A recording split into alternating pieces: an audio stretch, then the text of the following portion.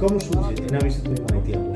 આજરોજ જિલ્લા પંચાયતની સામાન્ય સભાની મિટિંગ હતી, એમાં અમારા મહેકમ બાબતોના પ્રશ્નો હતા। તો મહેકમ એટલે જિલ્લા પંચાયતના પ્રિમાઇસીસની અંદર કામ કરવાવાળા કર્મચારીઓનું મહેકમ।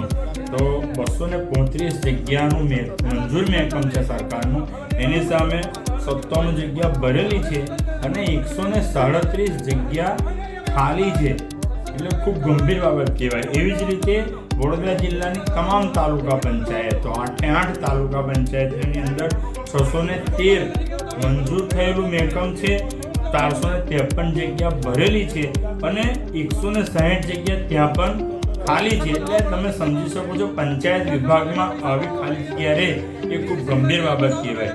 એવી જ રીતે સભ્ય સમાજની જો તમારે રચના કરવી હશે ને સારો સમાજની, તો શિક્ષણ અને આરોગ્ય ખૂબ મહત્વના પરિબળો છે। એ વિભાગમાં પણ આપણે જોવા જઈએ તો સમગ્ર જિલ્લામાં 4811 શિક્ષકોનું મંજૂર મહેકમ છે।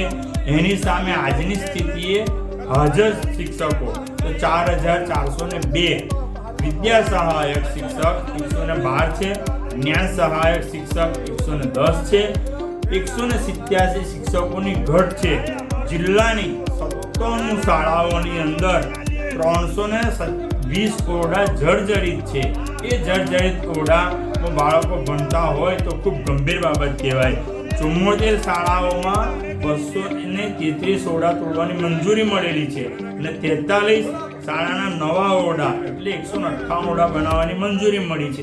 એવી જ રીતે નાના ભૂલકાઓ જે બેસે વિદ્યાનું મંદિર, એ આંગણવાડી 380 આંગણવાડી જર્જરિત છે। 113 આંગણવાડીમાં પોતાના મકાન જ નથી એ આંગણવાડીઓને। કાર્યકર અને તીળાઘર એમ 215 જગ્યાઓ સમગ્ર જિલ્લામાં ખાલી છે। 215 આંગણવાડીને કમ્પાઉન્ડ વોલ નથી।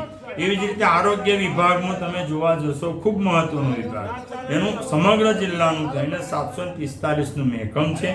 એમાં 609 ભરેલી જગ્યા છે, 136 જગ્યા ખાલી છે। આ જિલ્લાની અંદર જોવા જાઓ તો પંચાયત વિભાગમાં જગ્યા ખાલી, શિક્ષણ વિભાગમાં જગ્યા ખાલી, આરોગ્ય વિભાગમાં જગ્યા ખાલી, આંગણવાડી વિભાગમાં જગ્યા ખાલી। આ ડબલ એન્જિનની સરકારના રાજમાં આવા મહત્વ જગ્યાઓ ખાલી રહે એ કેટલી વ્યાજબી વાત। આ જગ્યાઓ તત્કાલિક ભરી દેવામાં આવે એવી આજની સભામાં મારી માંગણી હતી, જેથી કરીને જિલ્લાના કોઈ બાળકનું શિક્ષણ ના બગડે, કોઈ બાળકની આંગણવાડીનો પ્રશ્ન ના ઊભો થાય અને કોઈ પણ બીમાર વ્યક્તિની દવા વ્યવસ્થિત થાય। આ બધી માંગ સાથે આજની મારી રજૂઆત હતી।